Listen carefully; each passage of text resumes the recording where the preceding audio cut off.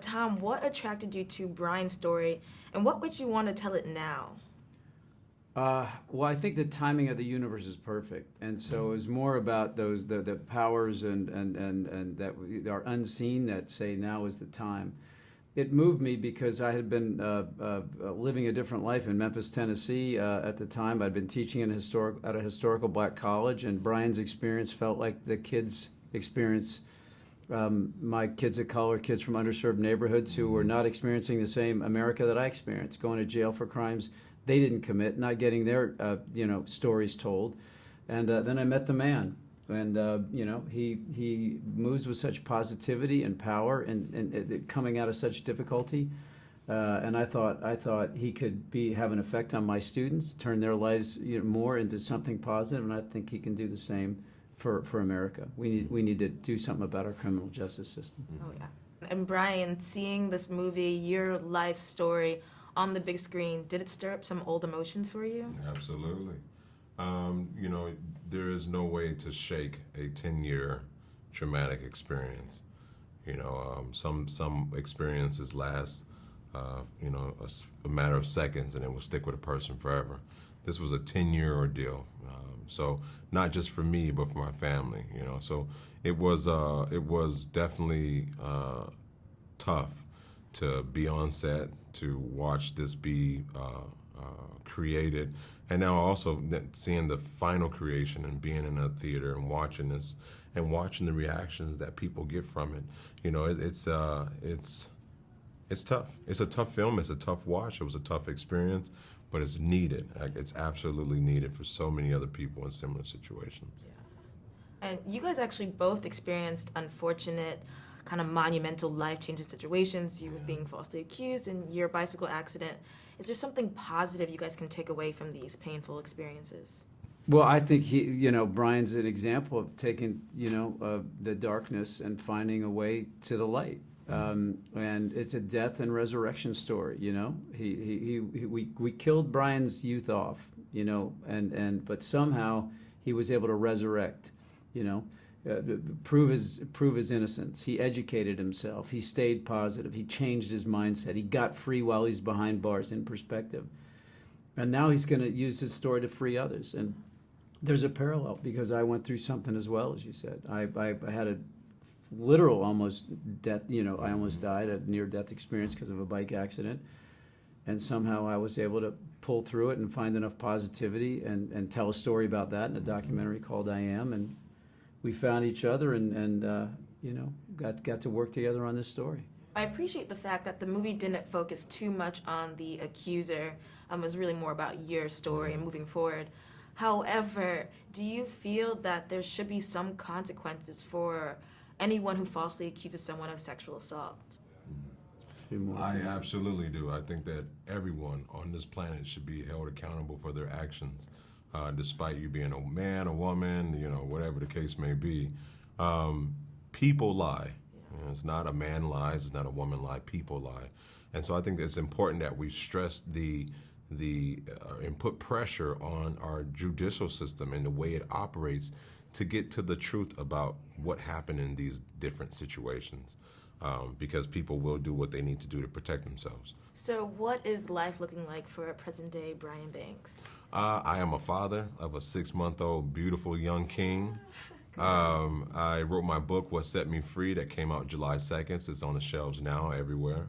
I'm continuously advocating for other wrongfully convicted people. I sit on the advisory board of the California Innocence Project and the National Registry of Exonerations. And I'm traveling the country speaking. I'm a nationally recognized speaker. And so just spreading the word, my message, the stories of others, educating people on the effects and the causes of wrongful conviction, just staying in my lane and doing the best that I can to help others.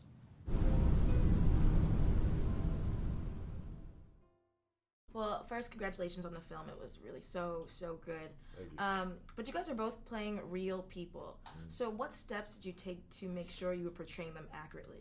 It was mostly just conversation. For me with Brian, it was conversation, taking him through all of what he went through, and he was really emotionally available to me to allow me to do that. And then the physical change of trying to put on weight, because I put on 20 pounds throughout this whole thing, but really just spending time with him, feeling him out, getting to probe his mind for his understanding on certain things, life, appreciation, we talked about everything, and just understanding what his core was, who he was as a man, to bring that on screen.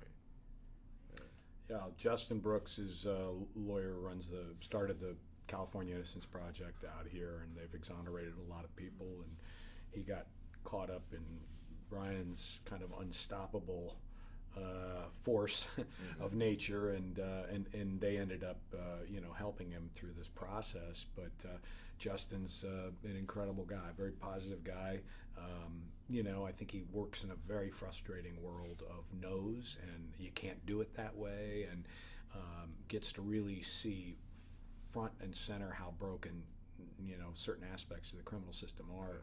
And you'd think that'd make you frustrated and cynical, and he's not. He just accepts it and moves forward and says tomorrow's another day. We're going to keep pushing the rock up the hill. So it was great meeting both these guys. I mean, what a blessing. I mean, to get work on the movie, have these guys around, become friends with them, and to have them as to watch them as guys you respect, but then also to be able to call them as an actor and say, I don't know what I'm doing in this scene, and they'll tell you. Yeah.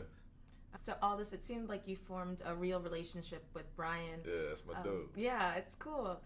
Is there anything you learned from him throughout this journey? Oh, a couple of things. From our first conversation, he tells me that something he adapted when talking to people is, don't judge me by what I've been through, judge me by how I dealt with it, right? And then also, he told me that he wasn't bitter towards the woman who accused him about the whole situation. He just wanted to move past the anger. It had its time, it had its place, but now he just wants to be happy. So it showed me a sense of being able to own your situation, own yourself in it, and not let the situation define you or control your happiness. And we have the control and you have the power to move forward however you choose to. So it was really sort of an education on how to maintain your solvency through a difficult time. Yeah.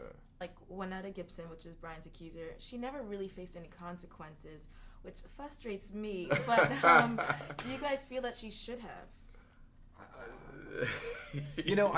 I would say yes if I hadn't seen the movie, and I feel like the movie throws that whole thing on its head, because if you just heard it at face value, you would be like, well, wait, what happens? Why aren't we getting justice? That's not the point of the movie. It's not the point of Brian's story. It's not what he's about. And I think the success of the movie is that it works, and that's not a problem. You don't walk out of there going, but the bad guy didn't get that doesn't matter. You understand what the journey is and how success is reached here. And it doesn't involve looking back. Right. So the movie was a little bit heavy, although it does have a great ending.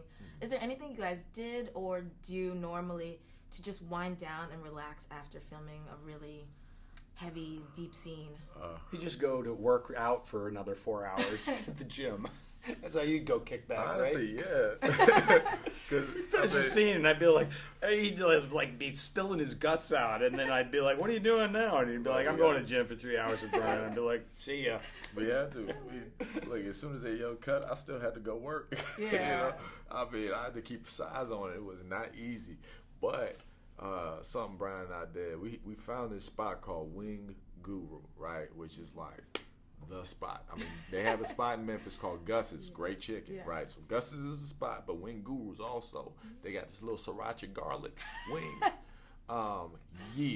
So that was our happy place. We just go up in there. They give us about like 20, 30 wings, and we go to town. You know what I'm saying? Yeah.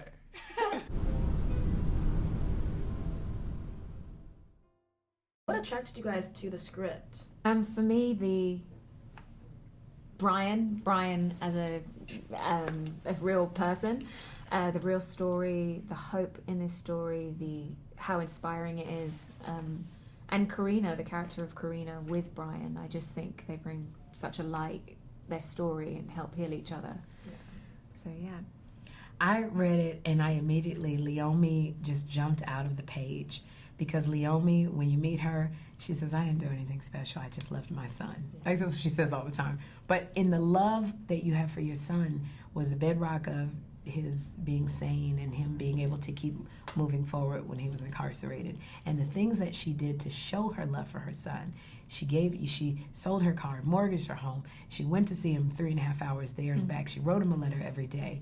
She was available for every phone call. You know, she basically stopped her life for her son. And that fight and her faith, I called my agent and I said, I got the script. You please give me an audition. Please, I know they don't want to see me because I'll make you laugh, but please let me get in there and audition for this role. Well, Sherri, you did a great job. You had like a strong, heartfelt performance, which makes me think, what do you think about when having to portray these hard scenes, like watching your son get ripped out of bed and accused of rape? At the time when I read the script, my son Jeffrey was 12 years old, and I said, Jeffrey could be Brian Banks. He's now 14, and he's a silly little boy, but he's got a little mustache, and he's kind of, with a deep voice, and he could be Brian Banks.